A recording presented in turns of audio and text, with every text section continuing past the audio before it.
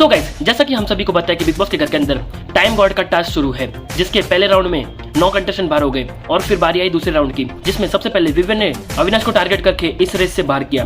फिर बारी आती है श्रुतिका की और श्रुतिका एलिस का नाम लेती है और कहती है कि मुझे नहीं लगता कि ये टाइम गॉड बनने के लायक है, और दूसरा ये मेरे पीठ पीछे मॉकिंग करती है मेरी लैंग्वेज को लेकर।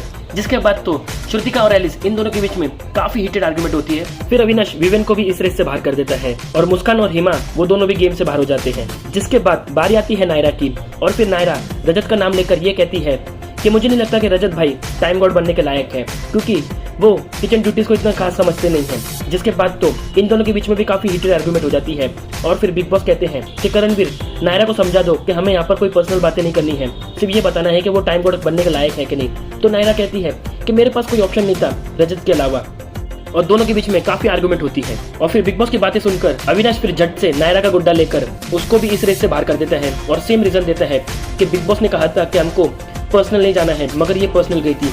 और लास्ट में रजत झट से चुम का गुड्डा उठा लेता है और कहता है कि वहाँ पर आफरीन भाई का भी गुड्डा था, मगर मुझे ऐसा लगता है कि चुम काफी चुप रहती है। जिसके बाद तो फाइनल रिजल्ट कुछ ऐसा रहता है कि आफरीन बनता है इस घर का सबसे पहला टाइम गॉड और उसको टाइम गॉड की छड़ी मिल जाती है। तो अब देखना ये होगा कि आफरीन इस पावर का सही इस्तेमाल कर पाएगा कि नहीं। आपको क्या लगता है, हमें कमेंट करके जरूर बताइए।